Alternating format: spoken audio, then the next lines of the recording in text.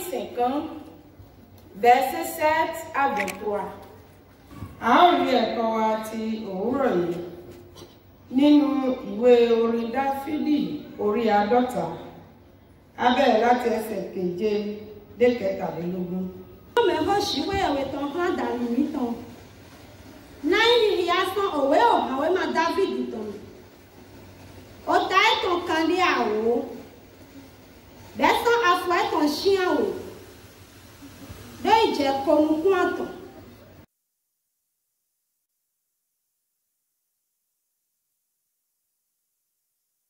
Toyin Jésus Christ hunegantotome. Au nom de Jésus-Christ le Sauveur. Aholuwiwe. Roi saint. Mais no modona nous les coups pata pata. Celui qui sonde toutes choses. Mais no dindo, mais hemi wanale. Celui qui désire que ses bien-aimés puisse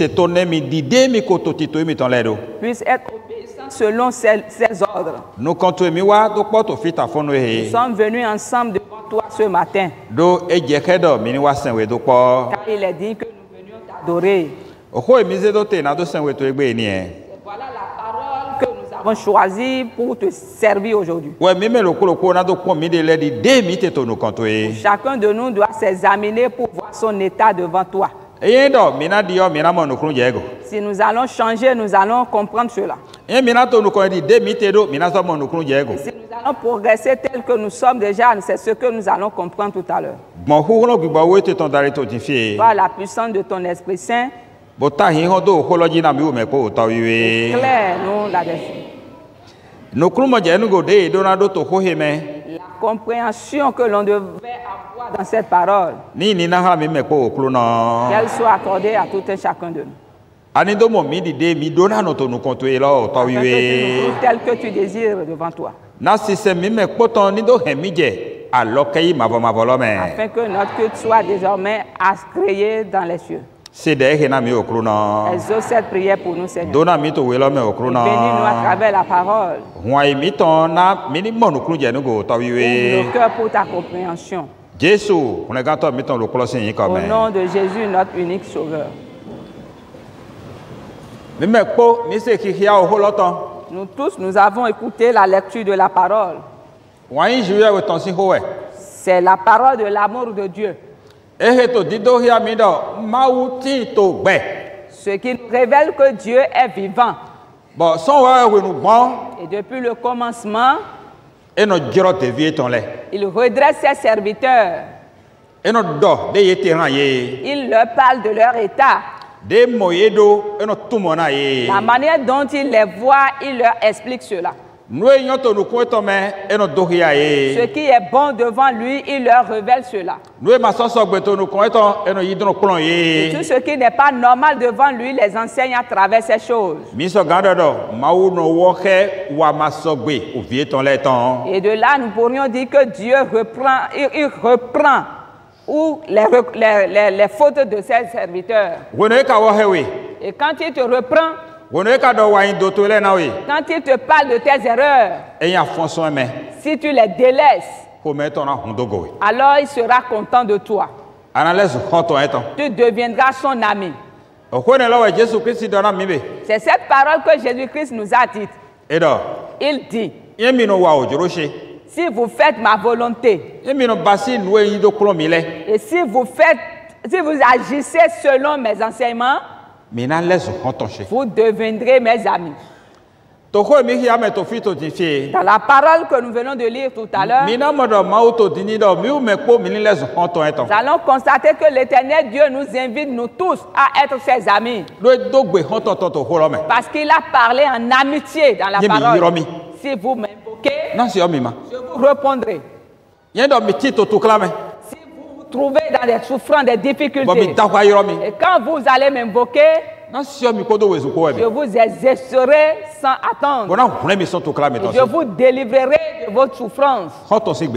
C'est là la parole d'un ami. Et c'est ce que l'Éternel Dieu souhaite que nous soyons pour lui. Mes frères, mes sœurs,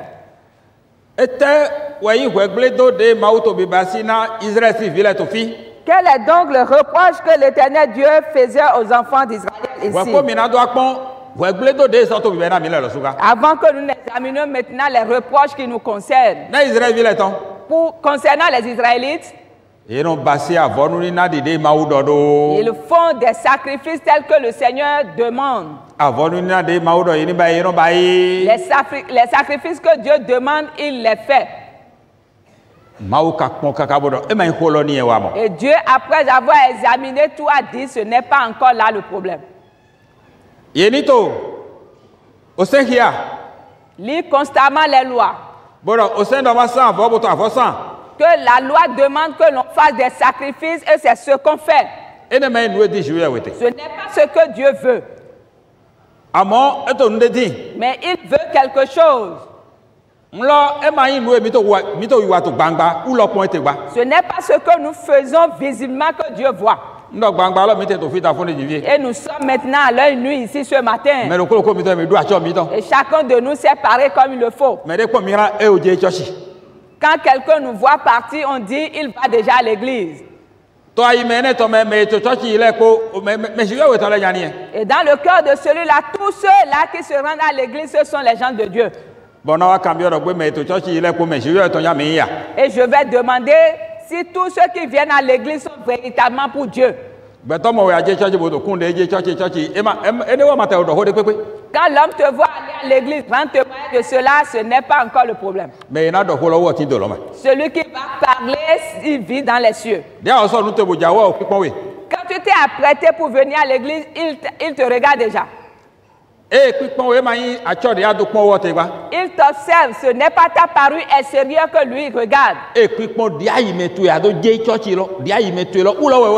Mais il regarde l'état de ton cœur en allant à l'église, c'est ce que lui regarde. Quel est le fruit qui est dans ton cœur? Est-ce que tu y vas pour aller chercher Dieu? Ou bien qu'on ne parle pas de toi, c'est pour cette raison que tu vas à l'église?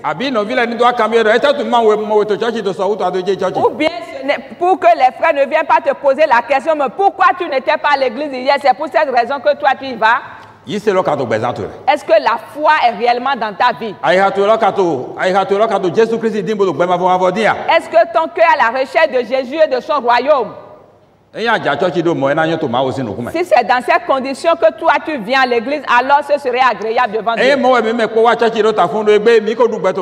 Si c'est de cette manière, dans cet état que nous tous nous sommes venus à l'église ce matin, alors nous sommes des grands chanceux devant Dieu. Dieu a vu les enfants d'Israël. Quand leur sonne, ils prennent les animaux demandés par Dieu pour le sacrifice et ils vont faire leur sacrifice. Et ils présentent le sacrifice. Mais ils ne mènent pas une vie normale devant Dieu. Les gens les voient font des sacrifices. Donnant des offrandes que Dieu demande. Mais ils sont dans des mauvaises compagnies. Ils suent et s'allient avec le méchant. Et ils militent pour la cause du méchant. L'Éternel Dieu les a vus. Il dit, j'ai quelque chose contre vous. Donc examinons-nous à présent. C'est avec empressement que nous nous rendons à l'église. Et tous les jours nous sommes à l'église.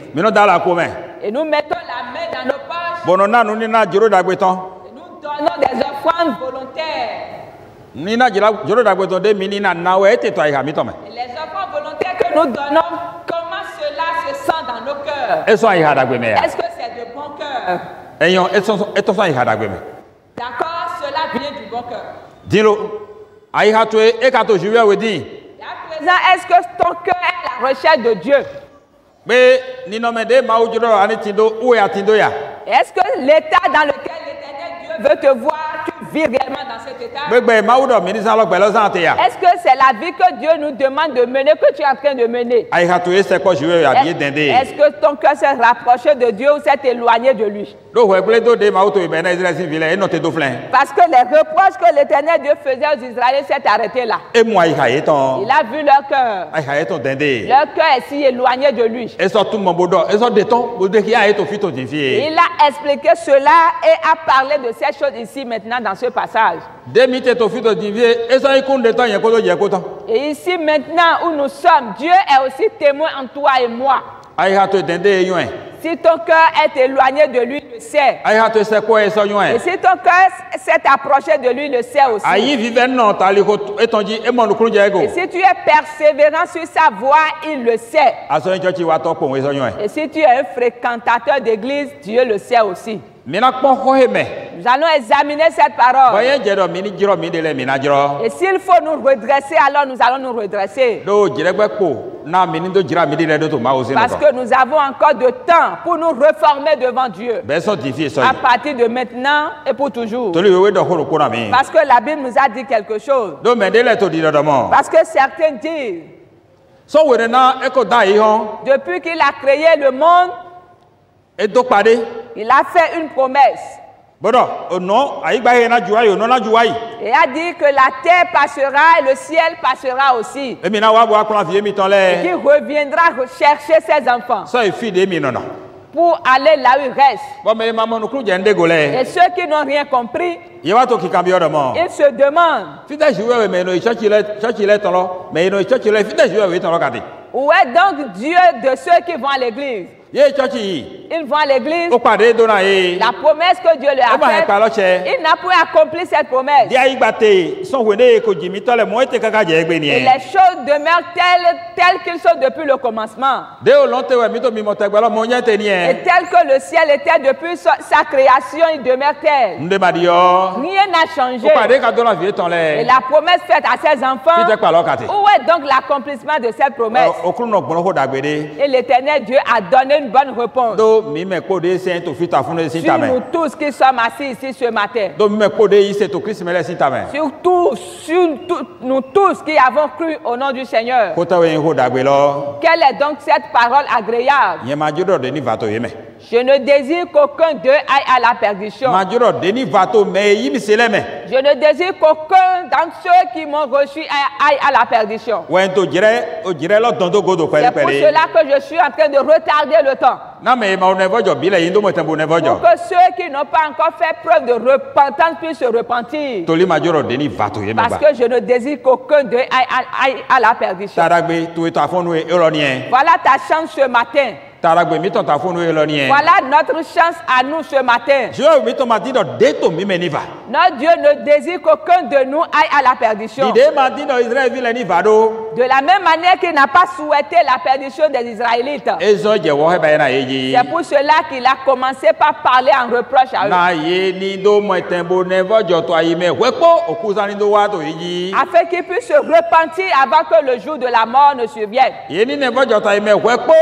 Afin qu'ils ne se repentent dans leur cœur avant que le temps ne vienne. Et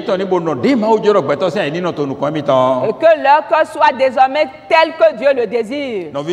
Mes frères, mes sœurs, nous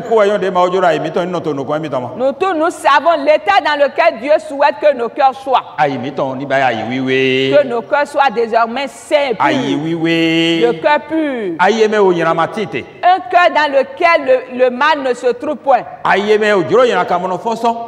cœur dans lequel le mal ne se médite pas. Un cœur qui cherche à mener sa vie en Christ et être ami à Dieu.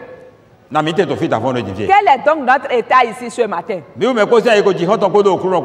que nous tous nous avons désormais un cœur sincère avec Dieu? Parce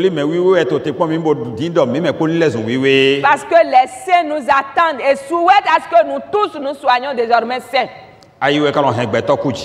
C'est le cœur qui suit l'homme. C'est le cœur qui suit l'homme devant Dieu. Ce sont les mauvaises pensées qui se lèvent de nos cœurs qui nous confondent devant Dieu. C'est pour cela que le Seigneur a dit. C'est pour cela que Jésus-Christ a dit aux pharisiens de ne pas se laver les mains pour manger. Ce n'est pas ce qui souille l'homme, mais les mauvaises pensées qui se lèvent du cœur de l'homme. C'est ce qui souille l'homme devant lui. Il en est ainsi. Donc si c'est de cette manière que Dieu regarde les hommes, donc chacun de nous ici ce matin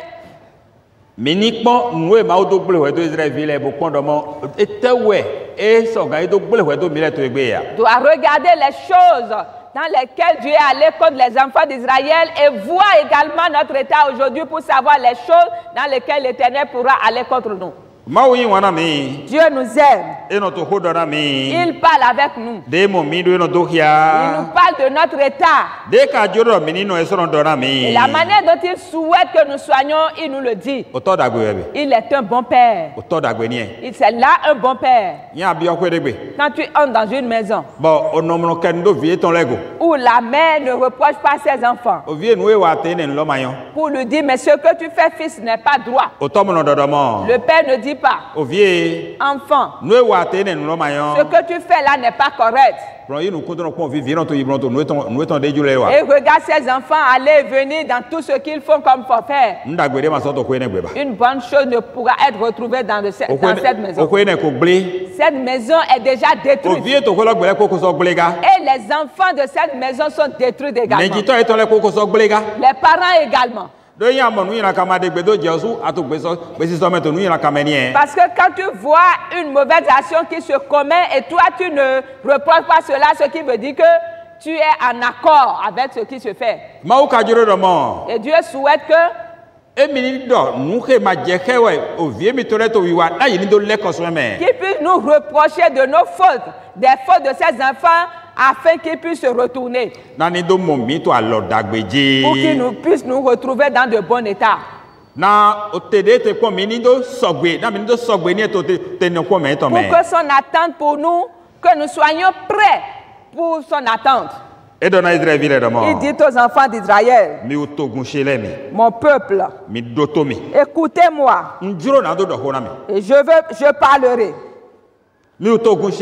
Mon peuple, écoutez-moi, je vous parlerai. Israël, et je vous avertirai. Moi, votre Dieu, je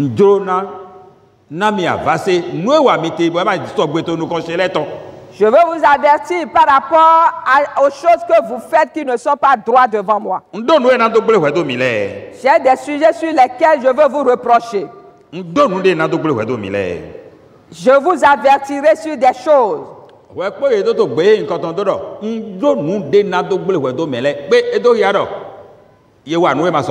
Avant qu'on ne tienne de tels propos, cela veut dire qu'on a commis des actes qui ne sont pas normaux. Qui va te reprocher s'il n'est pas retrouvé dans des erreurs ni dans des fautes? On reproche le fautif. Je vous avertirai. S'il en est ainsi, donc cela veut dire que Dieu ne souhaite qu'aucun de nous fasse des choses sur lesquelles il va nous reprocher. Et quand il constate les choses ainsi, son amour pour nous, par cet amour, il s'adresse à ses enfants. J'ai quelque chose contre vous, pour qu'on puisse se repentir, pour qu'on puisse changer de vie.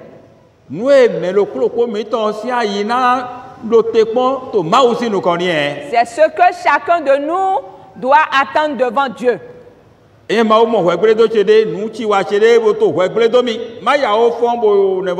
Si Dieu me voit dans des erreurs, dans des fautes, et commence par me reprocher, c'est pour que je puisse vite me repentir. Si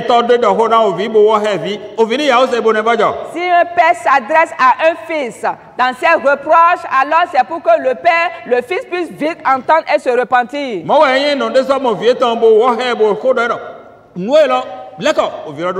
C'est de la même manière quand une mère voit son enfant et lui fait des reproches, alors l'enfant doit se repentir.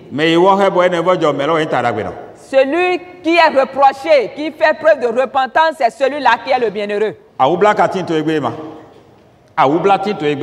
aujourd'hui, il y a de la tristesse. Pourquoi donc cette tristesse? Il y a plusieurs parmi nous que personne ne peut réprimer aujourd'hui dans ses erreurs. On ne peut pas reprocher quelqu'un aujourd'hui dans ses erreurs. Il y en a parmi les adultes, parmi les enfants aussi. Et s'il en est ainsi, il n'y a plus d'espérance. Parce que ce que nous voyons de nos temps, c'est vraiment déplorant. Dans l'église de Dieu, car il y a certains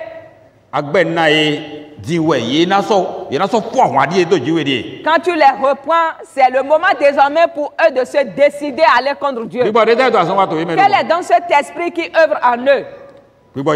C'est un mauvais esprit. L'enfant qu'on reprend, qui n'accepte pas les réprimandes, c'est le mauvais esprit qui œuvre dans cet enfant. Et l'homme, malgré qu'il commet des actes qui ne sont pas normaux, et quand on le reprend, il s'égosille dans cela, il dit, je sais bien ce que je fais. Et continue quand même. Mes frères en Christ, quand nous lisons la Bible, et quand la Bible nous reprend, la parole de Dieu nous reprend. Qu'est-ce que nous devons faire? Nous devons nous repentir. Nous devons nous repentir. Est-ce que c'est le cas? Dieu a vu les enfants d'Israël. C'est depuis le livre des autres que Dieu était en train de faire des reproches aux Israélites. Depuis leur départ d'Égypte pour la terre promise, jusqu'à sur la terre, il les reprenait. Il leur faisait connaître leurs fautes. Mais leur cœur n'a pas fait preuve de repentance. Parmi le grand nombre d'entre eux. Du grand nombre d'entre eux. C'est pourquoi dans le désert, un grand nombre s'est endormi dans le désert. Et ne se sont plus allés sur la terre promise. De même aujourd'hui, nous qui adorons Dieu, où Dieu nous fait des reproches par sa parole, où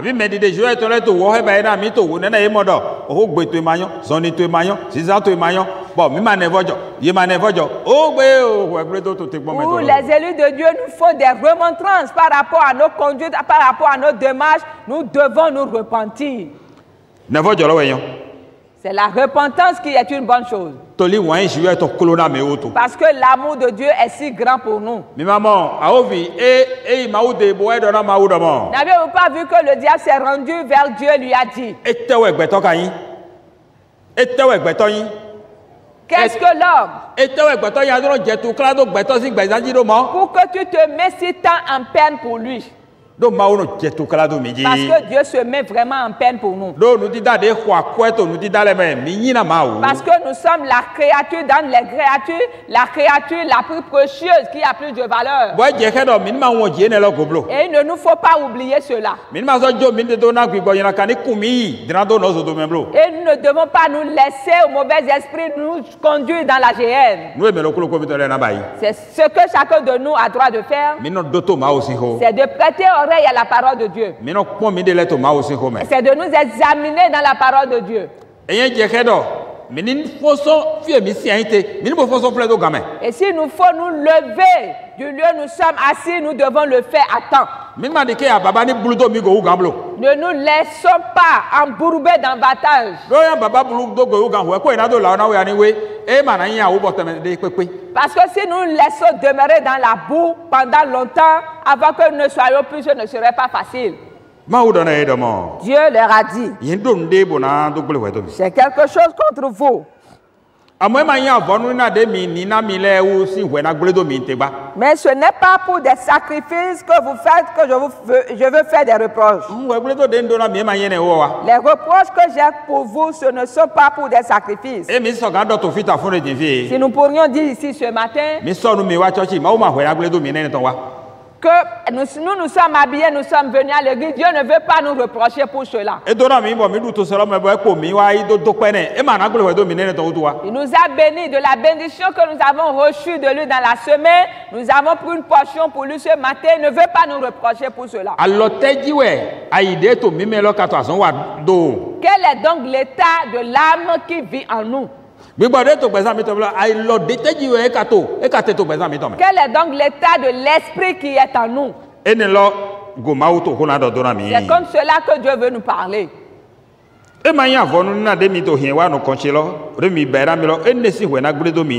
n'est pas pour vos sacrifices qui sont constamment devant moi. Non, ce n'est pas pour cela que je vais vous reprocher. Et je sais que tes holocaustes sont constamment devant moi. Tu le fais. Mais je veux te dire que ce n'est pas pour cela que je veux te réprimer.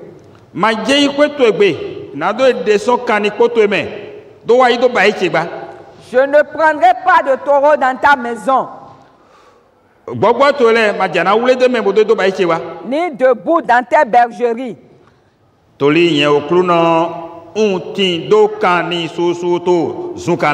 Car tous les animaux des forêts sont à moi. Ce n'est pas que je suis dans le manque de ce que tu me donnes. Et toutes les bêtes des montagnes par milliers m'appartiennent. Je connais tous les oiseaux du ciel. Ils sont à moi. Et ils m'appartiennent. Est-ce que vous comprenez la parole maintenant? Tout ce que Dieu nous a donné, que nous exploitons sur la terre, tel que nous le voulons, et que ce n'est pas pour ces choses qu'il veut nous reprocher. Les reproches ne sont pas à ce niveau. Et il continue. Si j'avais fait,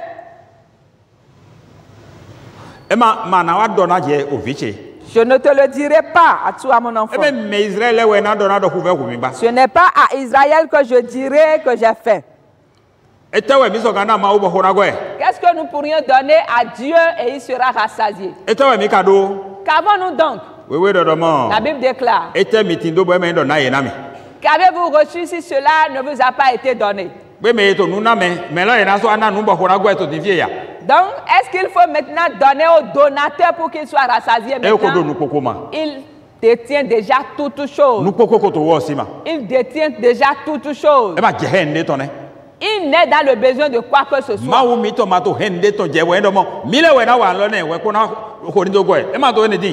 Dieu n'est dans le besoin de quoi que ce soit et il fait que c'est nous qui allons lui donner quelque chose avant qu'il ne se rassasie. Non.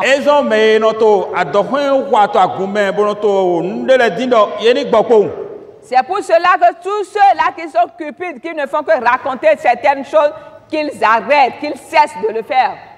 Certains disent, c'est nous qui donnons d'offrandes, de grandes offrandes. C'est nous qui donnons beaucoup. Est-ce que vous n'avez jamais entendu de telles choses? Moi, j'en ai plusieurs fois entendu. Dieu n'est dans le besoin de son offrande. Il n'a pas besoin de nos offrandes. Mais ce dont il a besoin, cela encore à part. C'est que le cœur s'engage pour le droit chemin. Et pour que nos cœurs recherchent Dieu. Que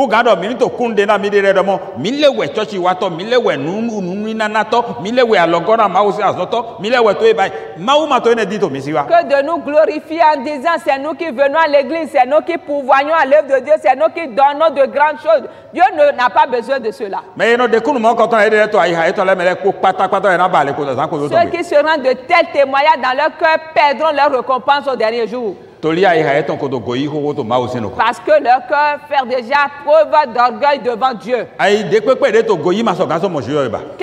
qui fait preuve d'orgueil ne peut voir Dieu. Au moment où le diable entre dans la vie de l'homme, c'est à ce moment que l'orgueil s'empare de lui. Mais ce que Dieu veut de nous, nous devons tout faire et la voir devant lui.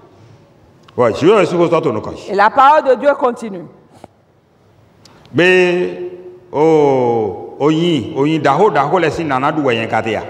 Est-ce que je mange la chair des taureaux? Ou que je bois le sang des boucs? Dieu dit qu'il n'a pas besoin de ces choses de notre part. Ce qu'il veut de nous, c'est à partir du 14e verset, lisez. Or, pour sacrifice à Dieu, les actions de grâce et accomplir tes vœux envers tes hôtes.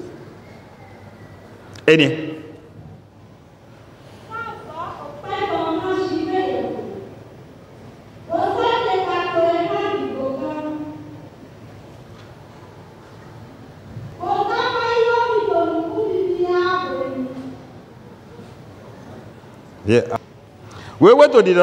Bible déclare ce que chacun de nous doit faire devant le Seigneur, la voici. Que notre cœur cherche Dieu premièrement. Que notre cœur recherche Dieu. Et que le cœur s'ouvre pour lui. Qu'il puisse voir notre cœur dans un bon état. Et tout ce que nous avons fait pour lui comme vœu, nous devons l'accomplir. Et qu'est-ce que nous avons fait? Qu'est-ce que nous avons dit? Nous allons l'adorer, entrer dans la vie éternelle. Nous allons l'adorer dans l'obéissance. Nous allons nous attacher fermement à la foi jusqu'à la fin. Et nous allons tenir ferme dans tout ce que la foi nous recommande. C'est ce que Dieu veut de nous.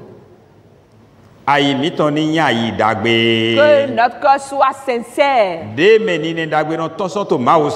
lequel se lèvent de bonnes pensées devant Dieu, qui fait de bonnes choses devant Dieu, qui est persévérant, endurant sur le chemin de Dieu, qui fait toutes choses avec un bon cœur devant lui, un cœur qui craint Dieu et qui fuit le mal, qui fuit toutes sortes d'iniquités, et qui offre le sacrifice qui est agréable à Dieu. C'est ce que Dieu veut de nous. Que de nous rendre de vains témoignages. Ceux qui rendent de vains témoignages pour eux-mêmes n'adorent plus Dieu. Ils sont devenus des mercenaires, des ouvriers du diable. Qu'est-ce qu'ils ont fait comme Christ? Qu'est-ce qu'ils ont fait comme les apôtres? Et quel est donc l'apôtre qui a rendu témoignage pour lui-même? Et notre Christ. A-t-il rendu témoignage pour lui-même? Jusqu'à aller sur la croix, il n'a pas donné ce témoignage le concernant.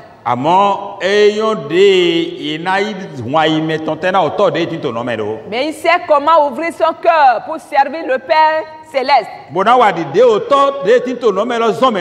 Et agir conformément aux recommandations du Père céleste. C'est pour cela qu'il dit, ce que vous me voyez faire,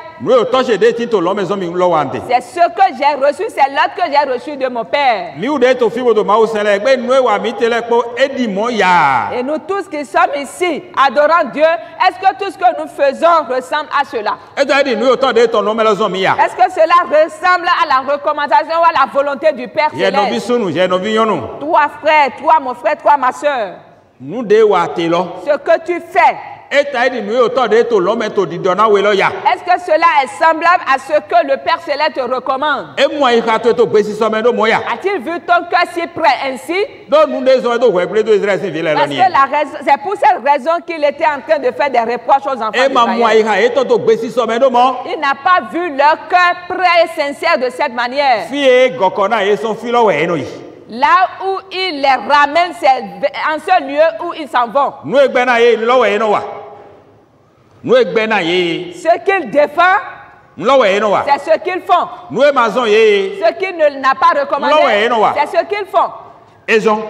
C'est pourquoi il dit, j'ai des reproches contre vous. Et ce n'est pas pour des sacrifices que je fais des reproches. Parce que des choses que vous me donnez en sacrifice, j'ai un grand nombre de ces choses. J'ai assez des animaux qui sont dans la cour, des oiseaux qui sont dans le ciel. C'est moi qui gouverne sur ces choses. Quelle est la chair des taureaux que vous allez me donner comme nourriture et je vais manger à satiété? Quel est donc le vin que vous allez me servir, je vais boire à satiété? Ce n'est pas ce que je veux, mais le cœur qui fait ma volonté. Un cœur qui me cherche dans la vérité et dans la justice. C'est ce que je veux. Mes frères, mes sœurs, regarde un peu, considère ton cœur. Et pour voir si vraiment tu es en train de faire la volonté de Dieu. Si ce n'est pas le cas, donc est-ce que tu n'es pas concerné par ces reproches que Dieu a fait aux Israélites?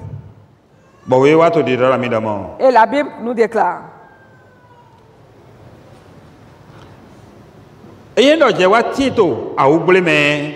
Et si tu te retrouves dans la détresse, après avoir ouvert ton cœur pour moi, invoque-moi. Invoque-moi. Je ne t'abandonnerai pas.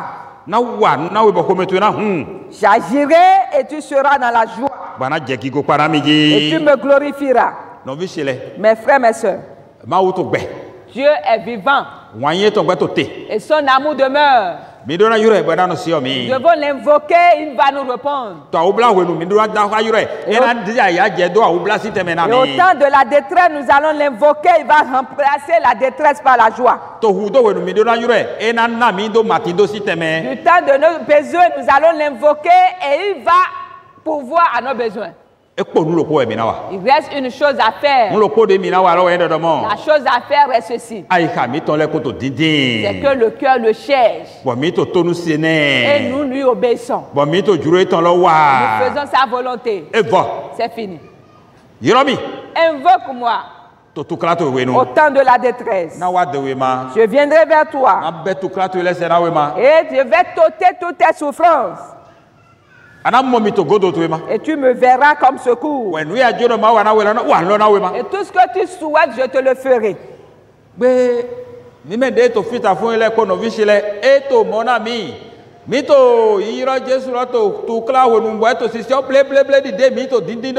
Et nous tous ici ce matin, est-ce que c'est là la vie, l'expérience que nous sommes en train de faire? Est-ce que nous invoquons Jésus-Christ au moment de notre détresse et il répond chaque fois?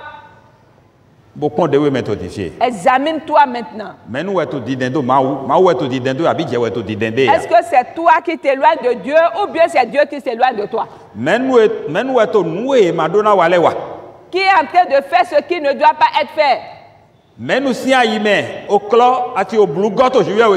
Et qui est celui-là dans le cœur de qui il y a assez de ruse et de tromperie? Qui est donc celui-là qui a un cœur ouvert envers Dieu? Parce que c'est chacun qui va ouvrir sa porte devant Dieu. Quand tu fermes ta porte, quand il vient à la porte, il va se retourner. Quand tu fermes la porte de ton cœur, quand Dieu vient à ta porte, il va se retourner. Qu'est-ce que cela signifie fermer la porte de son cœur? C'est être rempli des mauvaises pensées. C'est être rempli des mauvais désirs. C'est ce qui signifie que tu as fermé la porte de ton cœur à Dieu. C'est pour cela quand tu seras en train de parler derrière la porte, il ne va pas entendre ici au dehors. Parce que tu as déjà mis là une barrière entre toi et lui. Donc ce que Dieu souhaite pour les enfants d'Israël ici, c'est de cette même chose qu'il souhaite de toi et de moi. Devons ôter les barrières qui vont nous séparer de Dieu et de nous pour qu'ils ne nous entendent pas. Tes mauvaises pensées, ce sont tes mauvaises pensées. Tes mauvais désirs, c'est la mauvaise vie que nous menons. Le fait de ne pas ouvrir le cœur pour Dieu. C'est le fait de ne pas marcher dans la droiture devant le Seigneur. C'est être rempli de ruse, tant sur le chemin de Dieu, tant sur le chemin de Dieu. C'est ce qui irrite Dieu et il s'est mis à reprocher les enfants d'Israël. Si tu m'obéis, et si tu m'invoques au jour de la détresse, au jour de ta faiblesse, je viendrai te secourir et te donner la délivrance. Et toi, tu me glorifieras. C'est là la parole de Dieu envers nous ce matin.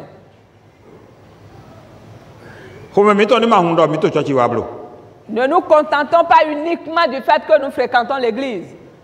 Ne nous contentons pas uniquement du fait que nous venons à l'église. Mais réjouissons-nous parce que nous sommes en train de faire la volonté de Dieu. Réjouissons-nous parce que Dieu nous a vus comme des enfants véritables. Et la Bible continue au verset 16. Ce que Dieu dit aux méchants. Il dit, quand on parle de fils méchant ou du méchant ici, ce sont les enfants d'Israël qui n'ont point obéi. Et également, nous aussi qui nous sommes rassemblés ici, tous ceux qui n'obéissent pas parmi nous, ce sont des méchants. Est-ce que tu le sais? Oui ou non? Chacun de nous doit le savoir. Quiconque n'obéit point à l'Éternel est devenu un méchant. Et il a commencé par expliquer l'attitude du méchant. Il dit,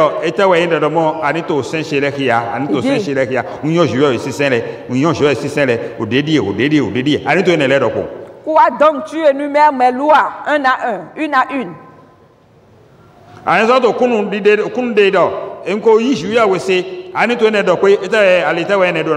Et qu'est-ce que cela signifie, le fait de rendre témoignage de ta foi?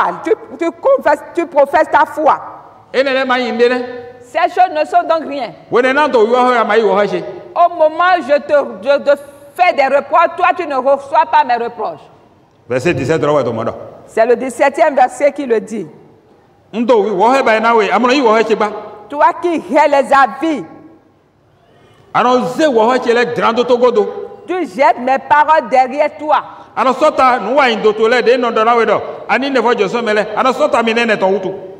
Tu te rebelles contre moi, des chemins dans lesquels je te ramène, tu ne veux pas te détourner. Et tu te dis, je connais les lois de l'Éternel. Je vais également à l'église. Tu te fies en ces choses. Ce n'est pas ces choses qui vont te sauver. Ce que j'espère de toi, c'est de garder mes reproches, de te repentir et de te mettre désormais sur le droit chemin. C'est là l'œuvre que tu as à faire. Voici tes œuvres. Si tu vois le voleur, tu te plais avec lui. Quand tu vois le voleur, tu te plais avec lui. Ce n'est pas uniquement celui qui marche de nuit pour aller dérober les biens des gens qui est considéré comme voleur. Parce que quand on lit bien la Bible, on comprend l'explication que Dieu donne aux voleurs. La mesure avec laquelle tu mesures. Si cela n'est pas bien, ce n'est pas de bonne mesure, tu es devenu un voleur. Si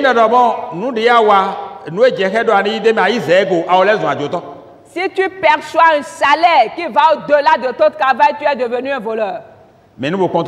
Considérons un peu. Que quel est donc l'état du monde aujourd'hui?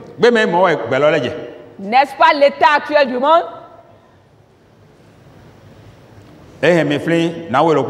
Cela me rappelle une dame Bon, moi, yovo. qui a vu un blanc. Essence, c'est pas quoi de essence ça. Elle est une vendeuse d'essence. Bon, yovo, j'ai été son moto. Le blanc est descendu de son véhicule. Ouais, ma soeur, de quand 475 do bidon goba. Elle ne s'est plus souvenue qu'elle avait écrit 475 sur le bidon. C'est le temps où les choses ont coûté cher. Parce que les Noirs ont pour habitude de pouvoir soutirer des choses chez les Blancs. Madame, c'est à combien votre litre d'essence? Et le Blanc, arrivé près d'elle, lui a demandé, mais combien as-tu vendu le litre d'essence? Alors, 1000 francs. Elle a répondu 1000 francs. Je veux regarder, tu es voleuse. Tu es voleuse. N'est-ce pas 475? Je veux dire au bidon, n'est-ce pas 175? Non, Michel. Mes frères, mes soeurs. Je veux savoir combien de temps là. Pardon? Je veux savoir combien de temps là. Ce blanc était en train de travailler avec moi en ce temps-là. Et nous avons une réunion à Semaine. Et arrivé là, Théo, il m'appelle et dit Théo. Les Béninois sont ridicules. Les Béninois sont ridicules. Bon, mais ils t'ont fait rire quelque part encore. Écoute-moi. Et elle m'a raconté l'histoire. Le blanc m'a raconté l'histoire. Voilà le voleur. C'est pourquoi il sait non. Le chrétien doit reconnaître ce que Dieu appelle vol. Si tu vois un voleur, tu te rapproches de lui. C'est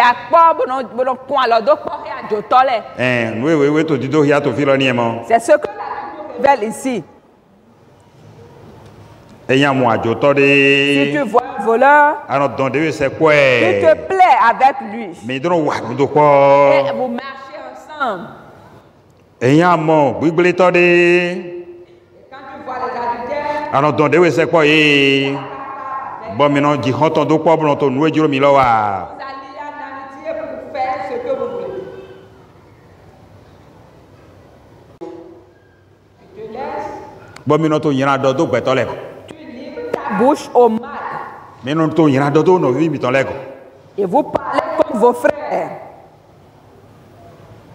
Bon, quoi est notre son nous mettons là? Et tout ce que vous faites sortir de votre bouche en parole, là, l'eau ne sous pas des mains. il n'y a que des diffamations.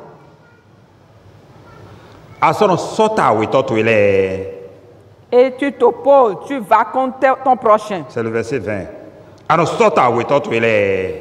Tu parles contre ton frère.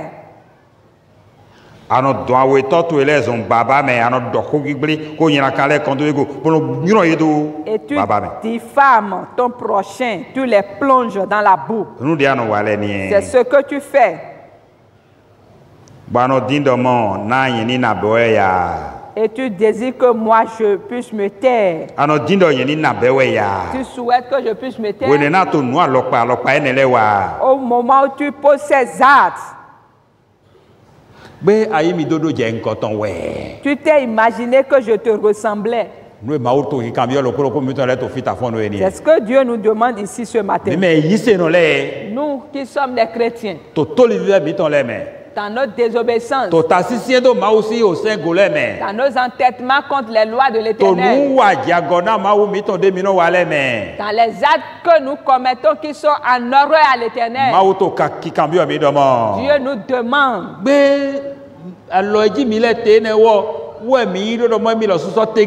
Est-ce que nous nous imaginons que lui, Dieu, nous ressemble? Voyez-vous les reproches que Dieu faisait aux Israélites? Venons à l'église, c'est bon. Les offrandes, c'est aussi bon. Et notre vie, sur quoi elle est-elle basée? Elle est basée sur du mensonges, sur des diffamations, les commérages. Cela s'est basé sur les mauvaises compagnies que nous menons, ou sur le vol, sur les mauvaises pratiques. Et pourtant, nous souhaitons voir Dieu. Ce n'est pas possible. Parce qu'il dit qu'il n'est pas dans de tel état.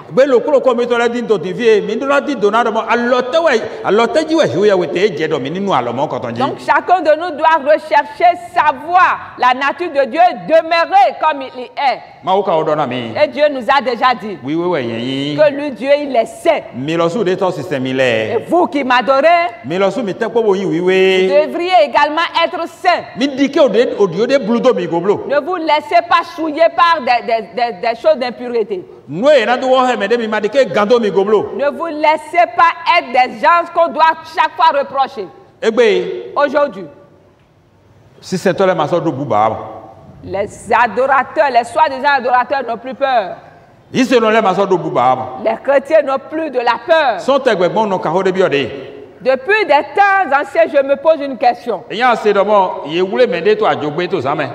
Quand tu entends que quelqu'un a été saisi ou attrapé lors de vol, on te dira que son nom est Paul. Son nom est Simon.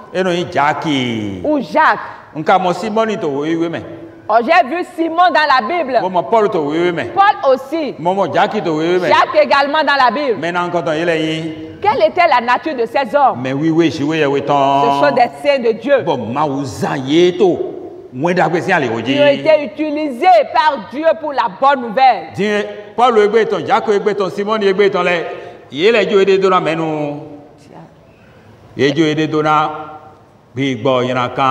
Aujourd'hui, Paul, Simon ou Jacques d'aujourd'hui, ils se sont laissés à quel esprit? À l'esprit du diable, au méchant esprit. Et l'esprit, cet esprit leur recommande d'aller voler ou de mentir sur le compte de celui-là. Alors embourber celui-ci dans la boue. Détruisez le bien de l'autre. Comment faire maintenant pour quitter ces mauvaises choses?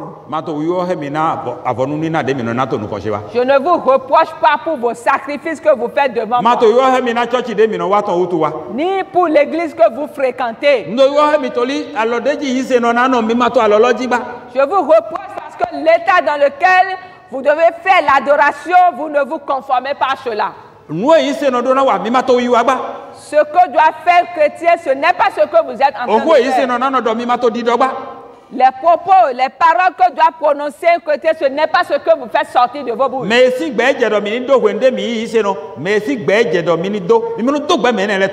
La compagnie de celui que vous devez mener, bien de ceux que vous deviez mener quand vous avez cru, vous ne menez pas la compagnie de ces gens. Vous menez la compagnie des faux, des menteurs. Vous menez la compagnie, vous vous plaisez avec les voleurs. Et vous vous mettez ensemble avec les adultères. Vous vous mettez ensemble avec des gens de mauvaise vie. C'est pour ces choses que je vous reproche. Parce que je ne souhaite pas vous voir dans cet état. Parce que vivre ainsi ne vous fera pas monter dans le ciel. Je veux vous dire, votre état, je ne vous ressens pas dans votre état là. Et vous voulez que moi je me tue et je ne pourrai pas rester tranquille. Je dois vous montrer la manière ou l'état dans lequel vous êtes. Et si je vous le montre, si vous vous repentez, c'est à ce moment que vous êtes sauvés.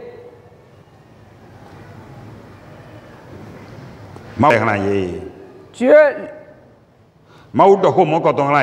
s'est adressé à eux dans ses paroles. Verset 21, au 21e verset, lisez.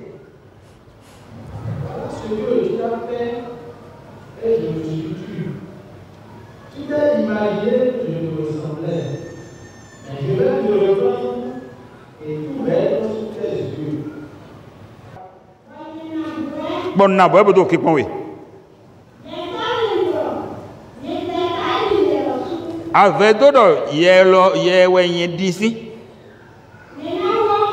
Nawo he we jawe. Nous ya wi wale na kia ye haji bana monu kru jego. Ki goti na Jésus kaka doidoi. Gloire soit rendue à Jésus pour toujours. Nous devons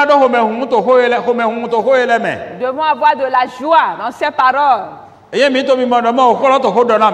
moment où nous constatons que ces paroles s'adressent à nous. Que le Seigneur, je reçois tes reproches. Parce que je veux être sauvé. Viens donc à mon secours. Qu'on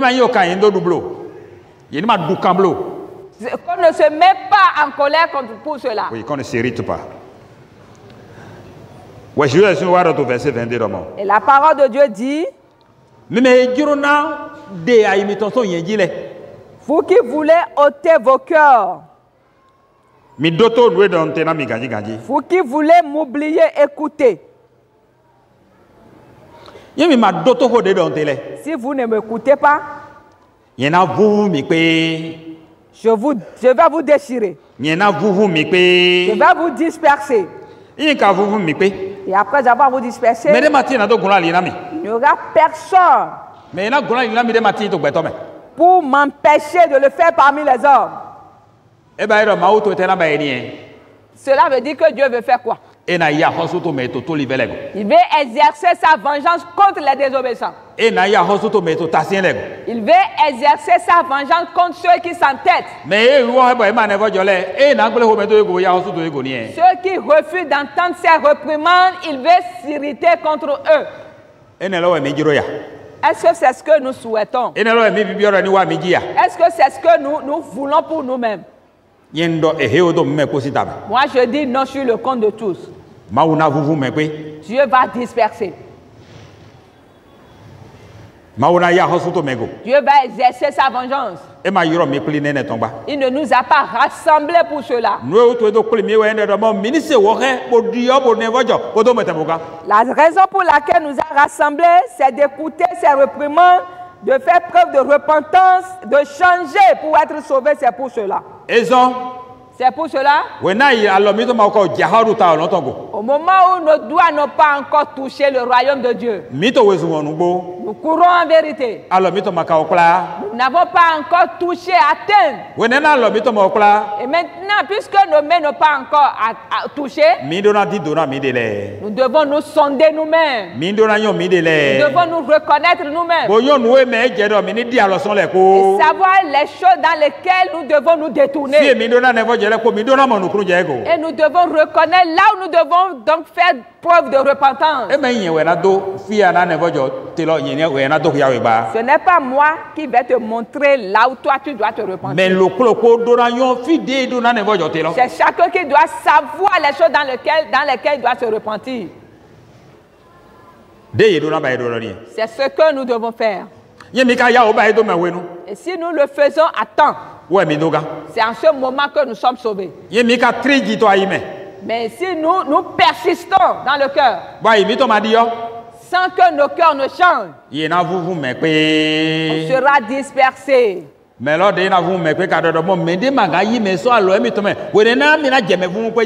Et celui qui va disperser a dit, au moment où il va se mettre à le faire, personne ne serait là pour délivrer. Et quand celui-là parle, ne l'accomplit-il pas?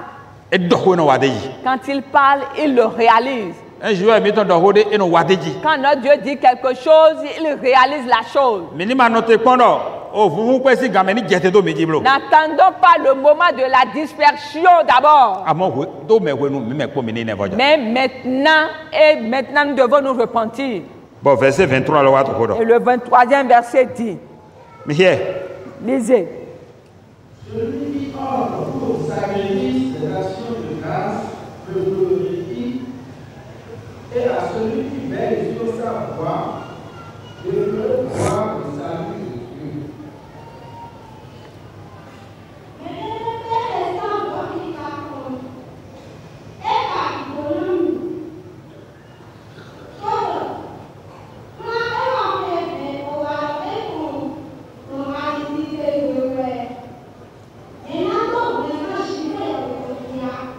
Enie, ho vive lo nie. Voilà la parole capitale. Mais Bogbenami. Celui qui m'honore. Celui qui m'honore. C'est celui-là qui m'appartient. Mais c'est ton ami. Celui qui m'obéit. Celui qui fait preuve de changement tel que je le souhaite. C'est celui-là qui est mon bien-aimé.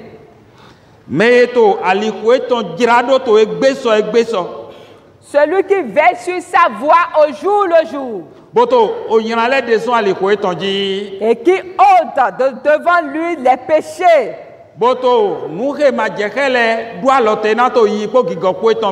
Et qui met fin au péché dans ses allers-retours. C'est à celui-là que je serai un sauveur. C'est pour celui-là que je serai un sauveur. Nous tous, nous le reconnaissons ici, ce n'est pas des choses qu'on doit nous répéter. Jésus n'est pas le sauveur des hommes méchants, ni des voleurs, ni des meneurs de mauvaise vie, ni des voleurs, ni des meurtriers, ou des méchants.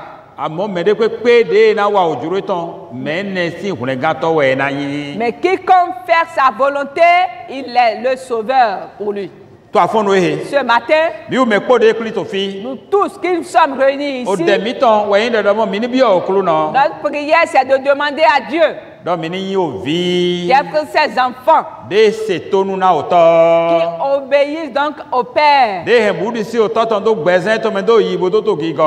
a dans son cœur la crainte du Père dans ses allers-retours. C'est pour de telles personnes, celui pour qui le Père pourra être sauveur. Ne tenons pas compte des choses qui se passent dans le monde pour évoluer dans le péché. Et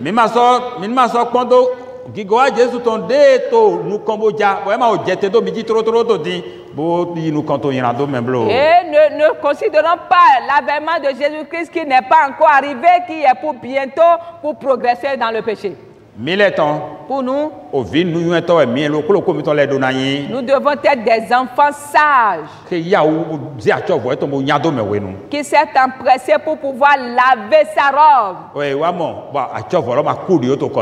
est venu trouver dans une propriété dont l'habit n'est pas sale, qu'on pourra accepter, accueillir et attirer vers l'arbre de vie. Nous devons être de pareils enfants. Jésus nous aime. Écoutons donc sa parole. Venons vers lui. Dans l'obéissance. Dans la crainte. Et pour avoir son salut. Que Jésus-Christ bénisse chacun de nous.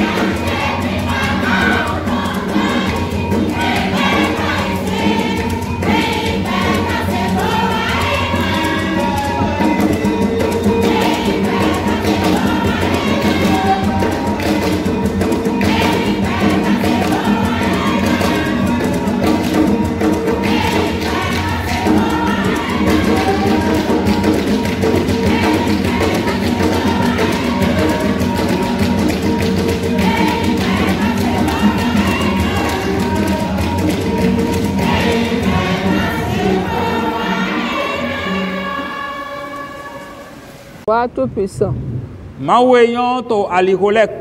Dieu, bon sur tous les plans.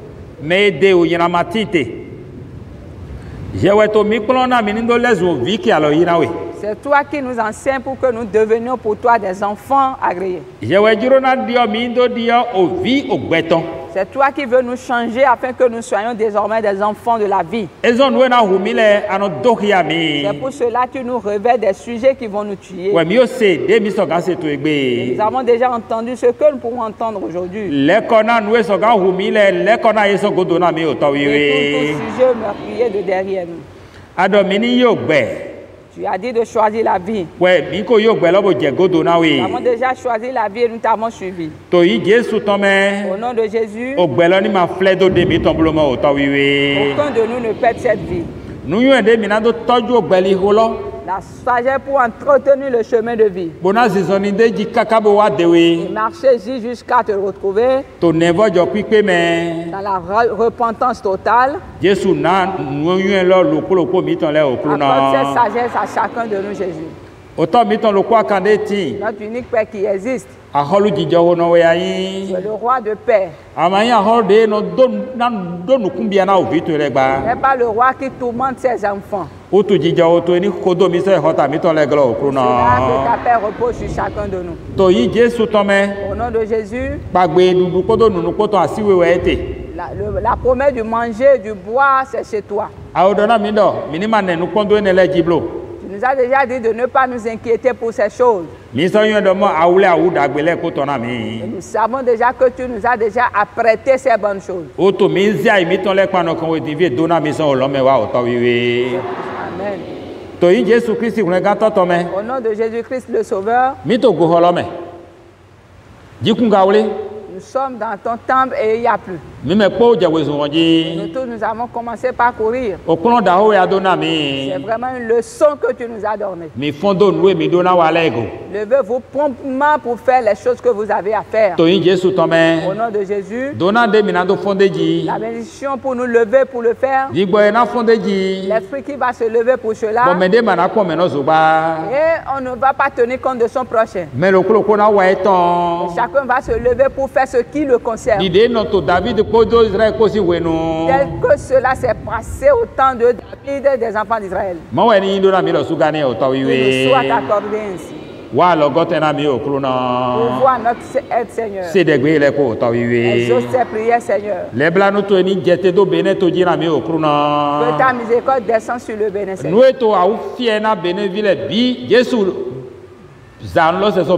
Par tous ceux qui tourmentent les Béninois.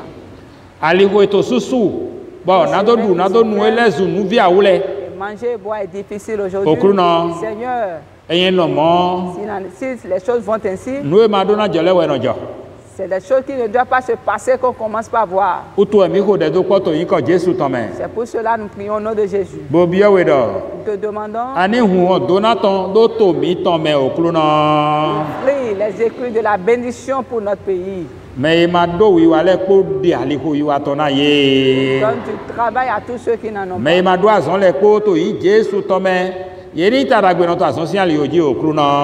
Amen.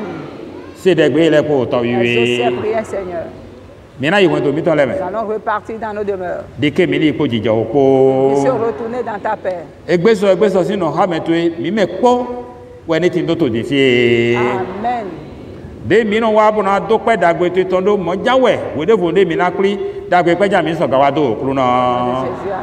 Jésus Christ, Jésus-Christ le Sauveur. Alléluia. Alléluia.